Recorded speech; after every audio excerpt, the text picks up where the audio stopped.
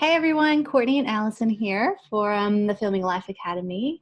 And this episode that we have for this month is the Christmas/holiday episode. So we're going to be talking all things about Christmas, Christmas films, and just holidays and family and all the togetherness that entails. So Allison, how are you doing? I'm good. Merry Christmas, everyone. Merry Christmas. Yay. I'm good. We are slowly getting our Christmas decorations out. I feel like I'm the slacker Christmas mom. Like, I see all my friends posting these amazing Pinteresty things and activities they're doing all the time, and I'm like, oh, not even close. Yeah, same. Yeah. We got the tree up, so that's good.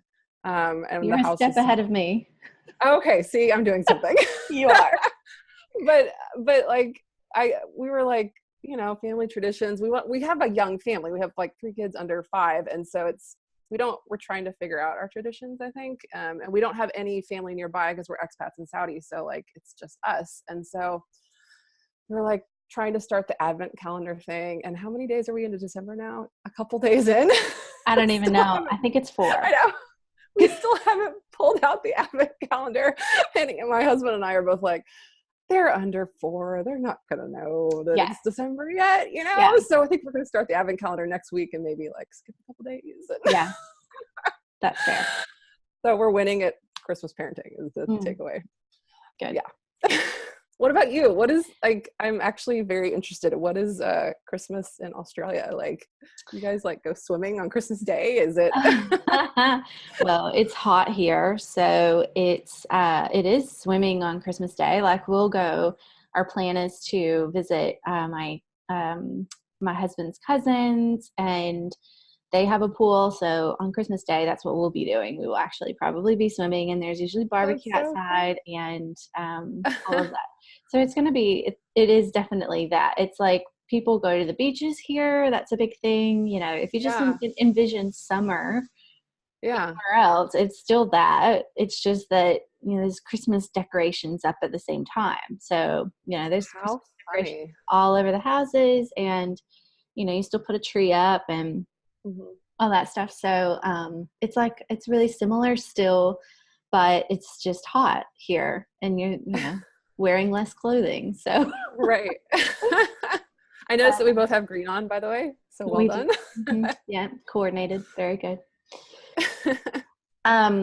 So we wanted to give a little bit of an update and a bit of a shout out for all of the recently named Filming Lifers. So these people have completed the core curriculum, and they've done an assessment and passed with flying colors. And that for this month is Pam Corman and Shalimar Beekman. So we're so excited for you guys. That's awesome. Thank you for doing that. And these are people to keep an eye on, basically. So we're excited. We'll just add their links to all of their websites, their Vimeo, all of that on and social media in the show notes. So congratulations, you guys. That's fantastic. And there's been this other kind of new-ish thing in terms of news for Filming Life Academy, that we have started doing what we're calling the 6 Film Challenge. So this is like a bi-monthly kind of thing. So we wanted to keep the number of films that we're getting people to do low. So Allison, tell everybody more about that, and maybe what some of like the theme for this month is and all of that. Yeah, I think we both, and a lot of us have realized that if you're trying to make 12 films a year, that's insane. So we've made it to 6, and we've tried to choose themes that are kind of interesting, but also really broad for interpretation. So for November, December, the theme is together. So we're really interested to see what your take is on the theme of together, which I feel like these months kind of are good for that particular topic. And then in January, February, we're going to be doing the topic of seasons. And then March and April, an interview, and May, June, moving portrait. And then the end of the year will be in the frame and creativity. So the way it works is for November, December, the theme is together, and you make your film, and then it should be done by essentially the first week of January. And we want you to hashtag 6filmchallenge with the number 6 on Instagram. And of course, we want you to post it in the Student Hub. There's actually a group in the Student Hub for the 6 Film Challenge. So if you're not in that, you can look. You could also post it just on the main Student Hub too, so that everybody can see it. And I think if you're able to complete all 6 of these, we're going to feature you in our blog and on here, of course. And yeah, it's I think I'm really excited to see what people come up with, especially I think creativity. I'm interested to see later in the year what comes out of that. And the interview one I'm really excited about too. I feel like there's going to be a lot of really funny moments on that. I've not actually done an interview film with my kids, so that's something I'm looking forward to. So yeah, that's a good if you're looking for a way to kind of structure your year creatively, that's what we would love you to participate in. Yeah, I think that we really try to pick topics that would be, applicable for people in both the Northern Hemisphere and the Southern Hemisphere, because, right. We wanted to make sure that was something that wasn't just specific to the American summer or the Australian summer. So we're really excited about this. And I really liked your idea, what you just said about featuring people who've done all 6. That would be amazing. If you've done all 6, to feature someone at the end of that, that'd be so good. But we'll also be featuring people for each one as well. So yes, that's brilliant. So that is the 6 Film Challenge. In other news, we also are planning on doing an in-person retreat for the FilmingLife Academy. So that is brand new, hot off the press. We don't really have all of the details for it yet, but it's happening. It's happening. It's going to be happening in Sydney in October. So just sort of plan for that. If you would like to come, we would love to have you. We're going to keep the numbers pretty small. It's going to be an intimate retreat, couple of nights, few days. So we're really, really looking forward to that. And it's all going to be filmmaking, and with lots of hands-on interaction, lots of hands-on support, practical everything. So we are just thrilled to do that. And I'm so excited about that. Yay! Yes, me too. So Allison will be here. She'll be teaching. It'll be me and Allison as the main facilitators of the whole retreat. So that's just going to be really, really cool. I'm excited to do that. The other thing that's happening, that's coming up next week, is our showreel course is going to be added to the membership. So if you're a member of the Academy, you get access to that for free, or as part of your membership. And it's just going to be added in at no extra cost. So rumor has it oh, sorry. Yeah, go ahead. Rumor has it you have a new showreel. I do. So I've created a new showreel for this class. And so, the class is going to cover the showreel that I made in 2015, which I still really like. I think it's a good example of a showreel, especially if you're combining photos and video, because it's got both. This one that I did for this year is all just video, and it's all just focused on pulling on the heartstrings. That's the goal. So that's what this is about. And I'm excited to share that with you. And I'll take you through my process of how I've made it and what I was thinking about and what I would encourage you to think about to create your own. And so it really is not me saying, here's what I think you should do. It's me saying, here are the things that you should be thinking about. Make something for you that speaks to you, that is your voice, to bring your voice out of it, because ultimately it's your message that is going to sell your work to people. So what made you choose to put that this time of year as opposed to later in the year? Why do you think this time of year is a good place for the showreel course? Well, I think it's really important, if you have the time, to set aside. I mean, for me, I tend to take a portion of December off, and if you are able to sort of start the new year with a bang and have this show reel to put out there, then that's the reason that I have it as, and with that, I've brought the class in at this time of year, because I feel like if you're able to kind of go in guns a-blazing in January or February, like that's a time to be marketing. And I find that most photographers have this busy season up, in the lead up to Christmas, and then it all kind of drops away.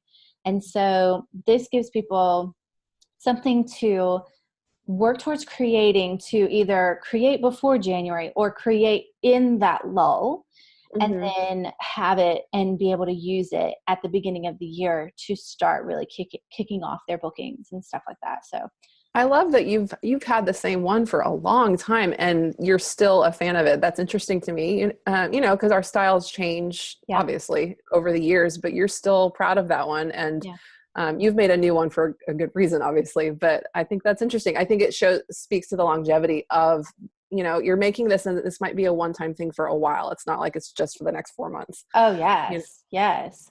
And it's so, so good if you get inquiries to be able to just add a link to the inquiry and say, here's an example of what I'm doing, and use it as much as you possibly can. Like take, full advantage of having it, because, the message, and that's, I think, what it is about 2015. Like my message really hasn't changed. It's evolved, but the message is the same. My work has gotten better, but the message is the same.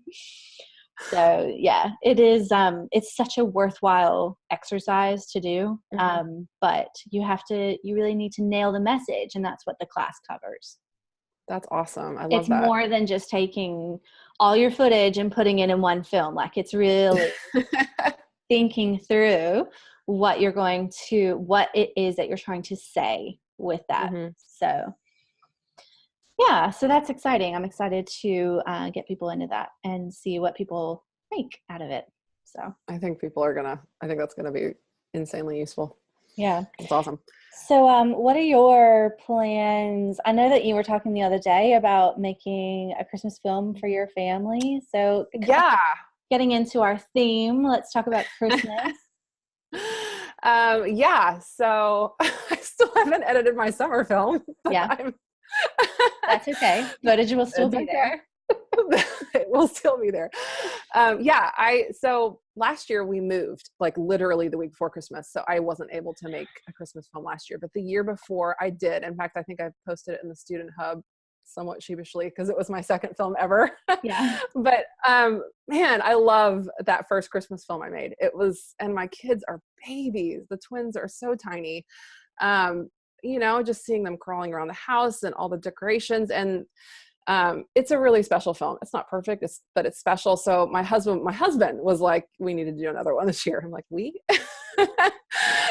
so it's a special thing for us. So yes, I think there's two ways to approach the Christmas film. And I think this is something that a lot of people, it's such an easy, I would argue it's one of the easiest films that you can do with your family. So it's very, it's just very user-friendly. I think there's two ways to do it. I think you can center it around one activity, like going to the Christmas tree farm and cutting down the tree, or decorating the tree as an event, or making Christmas cookies as an event. You can do it that way as one event, or you can do it over the span of the Christmas season. And I think the one event approach, I think that's the easiest way to do it. If you're looking for a very attainable first film for Christmas way to do it, that's the easiest way to kind of tell a full story, beginning, middle, and end of whatever event is happening. I think it is more challenging to do the full month because it's just kind of harder to piece all the bits together and kind of create a cohesive story. But I think it's still just as worthwhile because you get to see the whole Christmas season. I'll be doing that, the Christmas season film, just the bits and pieces, and then trying to find something that ties it all together, maybe a really pretty song, or I like to use light, of course, to do that. There's lots of ways you can do it, but that's kind of my plan for Christmas. I'm excited about it. Are you going to be in it? I'm going to try. I need to take Amber's course. When is that coming out? Yes, I know. In my first one, I think there was 2 shots of me in it, and I just watched it the other day. I'm like, how did I do that? Like, I do not even remember. But yeah, I'll try. Just hand it over to Andrew and be like, keep it I should. still. You should. Well, and I have the new Nikon D80, which has like, it's idiot proof. Like you It's can, idiot proof. Yeah, he can do yeah, that. he should be able to hit. That's You right. should That's be. right. Yeah. Andrew, are you listening? Tell him I said that. I will. I'll make him listen to this episode. Okay, good. Yeah, I need to be in it. It's hard, but yes, that's a very good point. My kids love that first one, so it's a no-brainer. We've had Academy members make them. They're starting to get posted already on the Student Hub, which has been really fun to see. So yeah, I know you guys are way more on it than I am. So yeah, keep posting those because I love seeing them. There are some issues though, when just to think about if you want some tips for making these, maybe, I don't know if you have any advice on this, Courtney, but flickering can be an issue, especially depending on the type of lights in your home. I know we always usually are adding more lights to the house with the Christmas season. So yeah. What's interesting, well, because here, we're in like daylight savings. So it's so light, it's still outside that we don't have as much of the issue of, the houses being dark. But when you turn the lights on the Christmas tree, a lot of times, depending on what kind of lights they are, you'll get that flicker. They'll go in and out when you're shooting. And so, right. but like I shot a film today, this morning actually, and they had their lights and there was no flicker issue. So I think that some lights are okay and some lights are not. But if you come across that, what you can do is just adjust your shutter speed and make it double the frame rate, or multiples of that sometimes work too.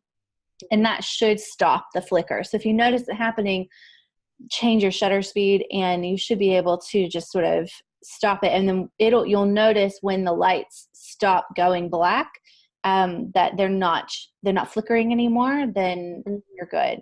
And try to not adjust. If you need to adjust exposure, then adjust exposure. Like my go-to for adjusting exposure is always my shutter speed. So right, same. Adjust your exposure with ISO instead of your shutter speed and you'll be okay.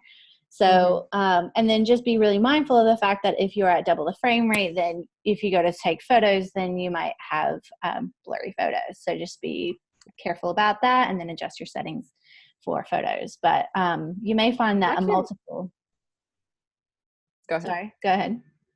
I was just saying my camera, on the Nikon, it tells me, you can see it, but it pops up with a flicker icon on it, which is helpful in case you just for whatever reason don't see it.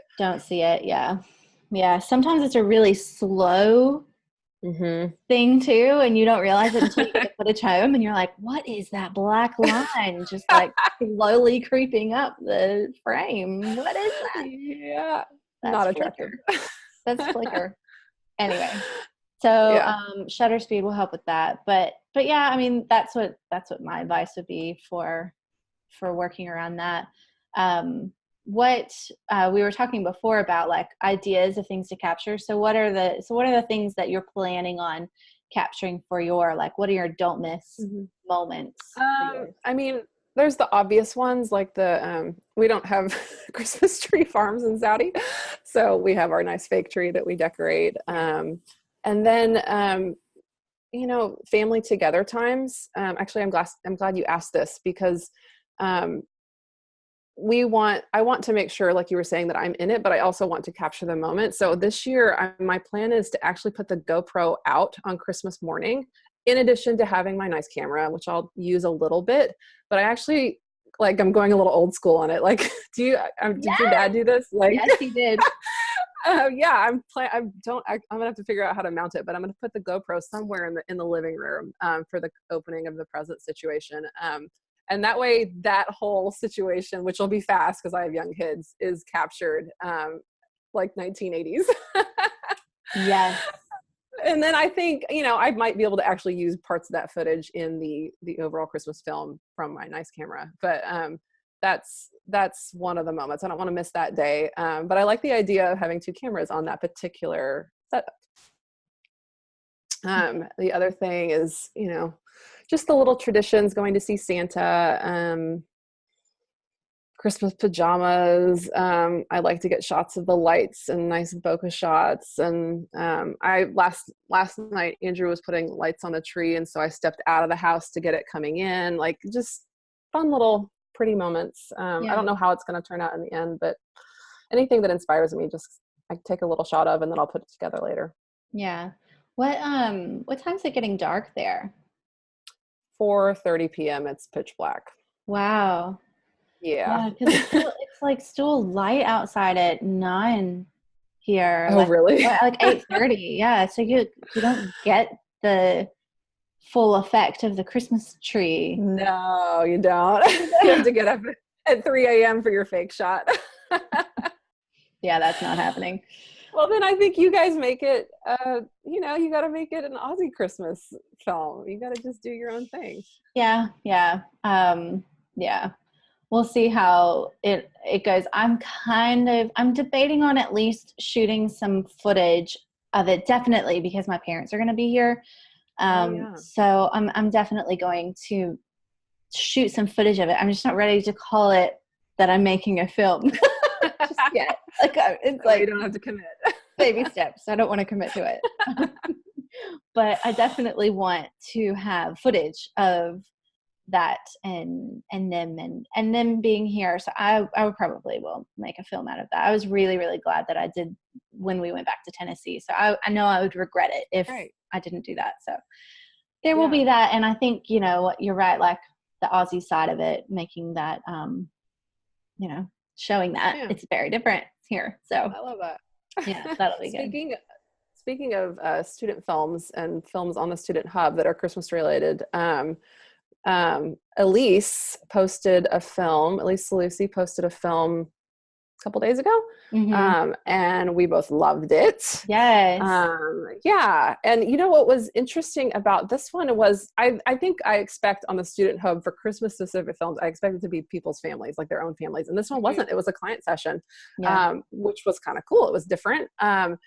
She I believe she and another photographer kind of did it together, or they switched sessions. I'm not quite sure what that was, but it's gorgeous. It's a family, and they're kind of dressed up a little bit in Christmas clothes, which is really cute. The two little kids, and they're decorating the tree, and then they're making gingerbread houses and decorating them. So it's just two simple events, and the kids are cute, and there's wonderful audio. And the song she chose is great because the beginning is slow, and then it speeds up, and in the sped up, kind of more upbeat part, she put in a lot more audio of the kids talking in that part. And the first part that's slow is them kind of pretty trimming the tree part. And she did a really good job. I really liked it. She did. It was cute. She did. I really feel like there's such an opportunity from a, client point of view, a business point of view, to be doing these for people.